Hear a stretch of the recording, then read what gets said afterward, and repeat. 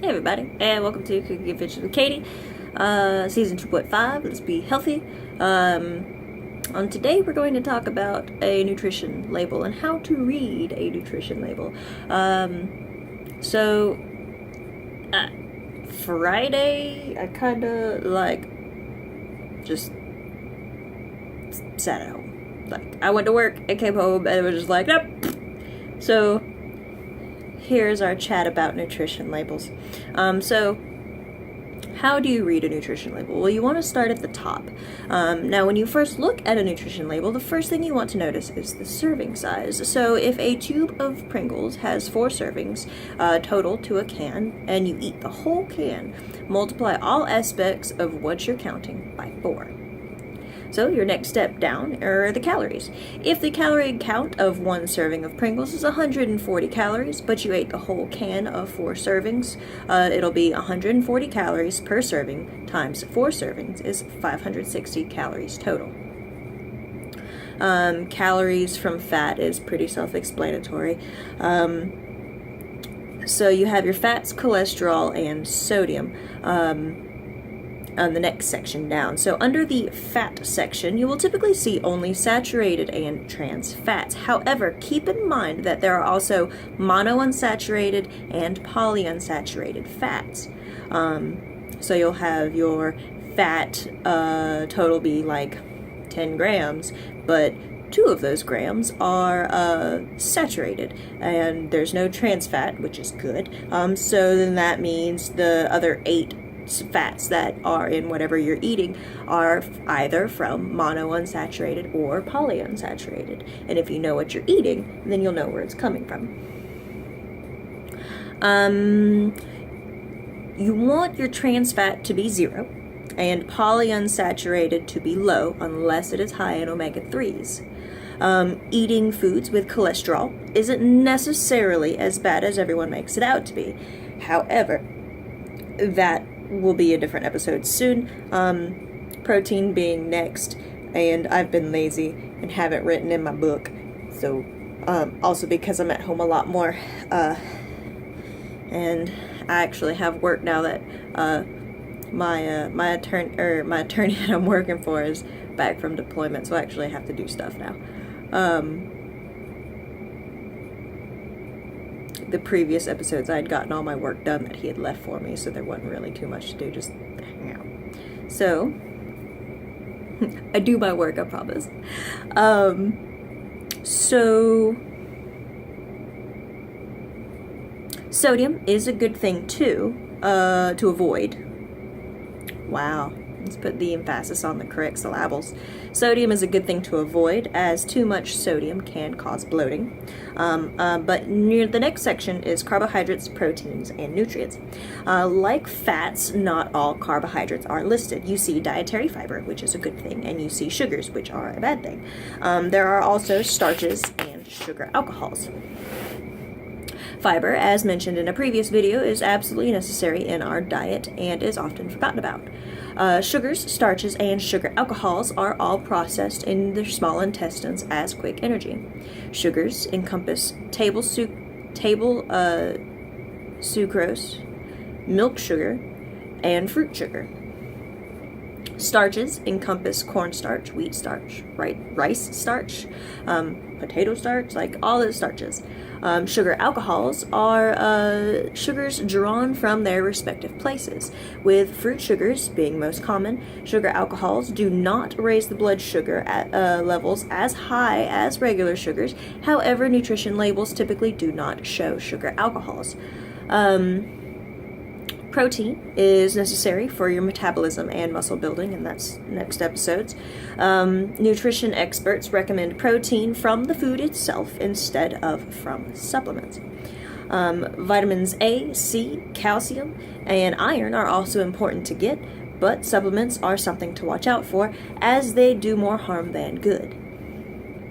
And you have your ingredients list below all of that. Now, looking at your ingredients after the nutrition label is important. If you look at a bottle of milk and the list contains milk and then lactose enzyme, you know that more milk sugar was added to the milk. you know that the sugar on the nutrition label would be less if there was not any added sugar. And that's it. Yeah, next is proteins. So I'm not gonna do that yet. And if you hear that alarm, there's a office at the other end of the building that they have a finicky alarm system, so that's what's going on with that, if you can hear it. But yeah, although now that I think about it, the lactose enzyme, because I see that on dairy-free milk too, so that could be the enzyme that eats the lactose, and so it's a lactose-free milk. But you know, you'll see things that'll be like, oh, it's got milk in it. But then there's also, you know, like lactic acid or something, or like, I think that's what it is lactic acid. But that's the added milk sugars to make it sweet. If you go to any other country besides the United States, maybe Canada too, I'm not sure, the milk is not sweet at all because they don't add the sugars to it. If you drink raw milk, it's not sweet because it's straight from the cow and delicious and good for you and not sweet. It's very creamy because it doesn't go through the whole pasteurization process. But yeah, like, give me a second. Alright, so I found some snacks that my boss keeps in the office for us. So on this, alright, so you've got a serving size is 1 unit. The calories, 70 calories for this, with the calories from fat being 25. Alright, so your total fat is 3 grams. So 3 grams, and I believe it's calories per fat, I think it's like 7 or 9. So you have your total fat of 3 grams. 1 of those 3 grams is saturated. A half gram is trans fat. And then this actually does list mono and polyunsaturated fats. And you have 1 gram of monounsaturated fat. Now that doesn't quite add up. You have 2.5 grams of fat that are shown with your 3 grams total. So where's the other bit? I don't know. Somewhere in the decimals of saturated, trans, and monounsaturated. Your cholesterol for one of these is 0, and your sodium is 220 milligrams. Your total carbohydrates is 9. Of those 9 carbohydrates, 2 of those grams are sugar, none are dietary fiber. So the other carbs are starches or sugar alcohols. And it has 1 gram of protein. You have 2% vitamin A, 2% iron, 2% calcium, no vitamin C.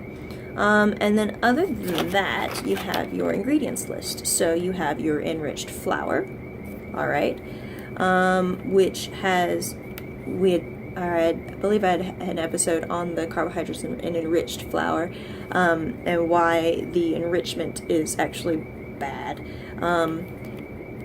You have riboflavin, which is vitamin B2. Oh wait, hold on, that's still in the enriched flour. All right, then you have flour, and then water, and then cheddar and other natural cheese, okay, which consists of milk, pasteurized milk, cheese culture, salt, enzymes, annatto, which is a color, and then so you have flour, water, cheese.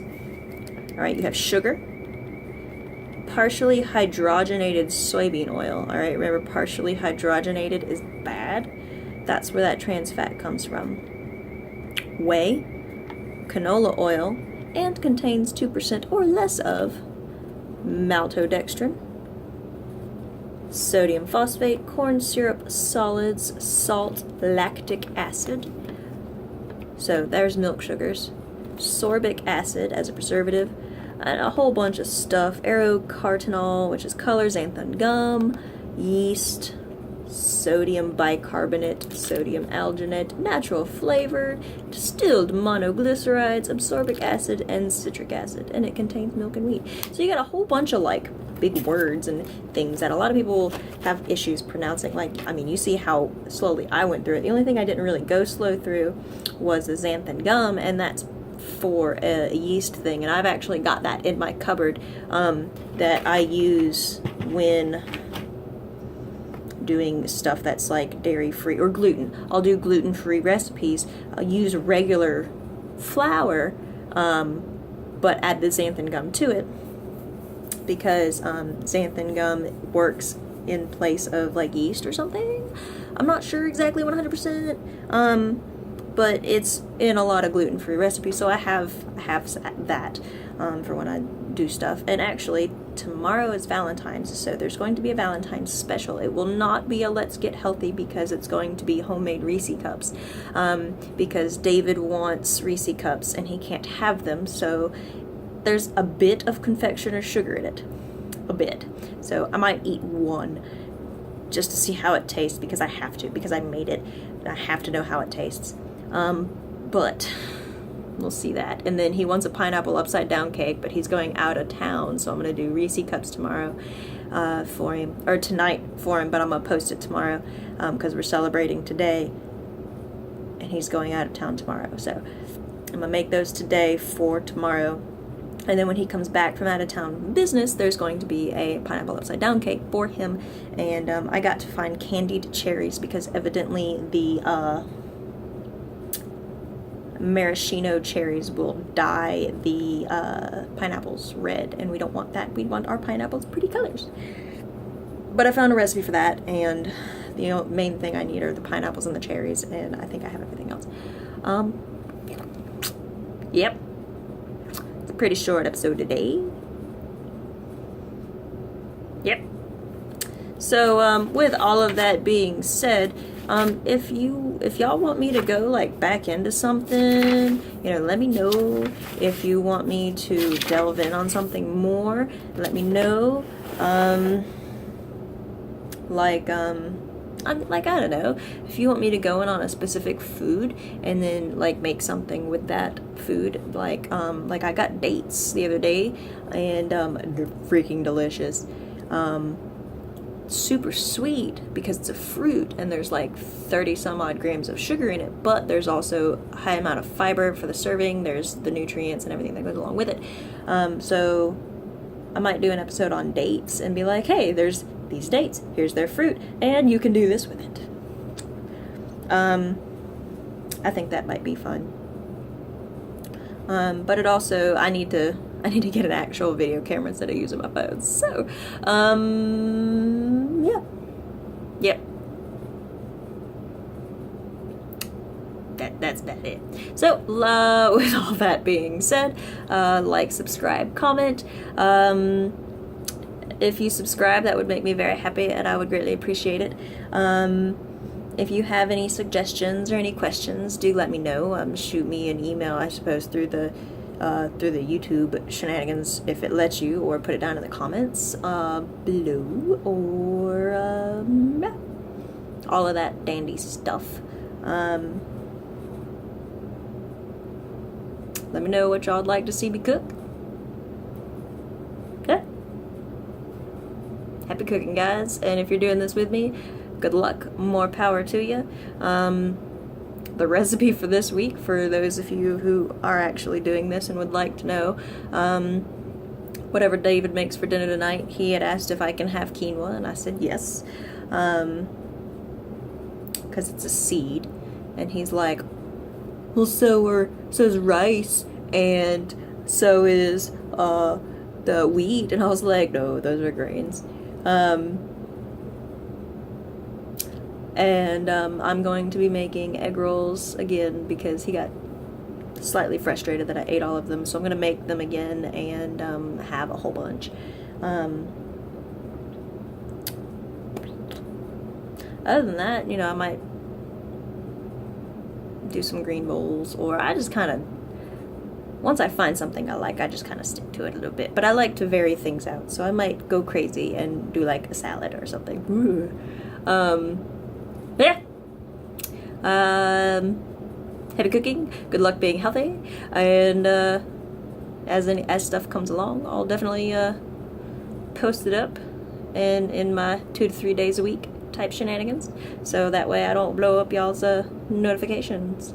So happy cooking and good luck being healthy.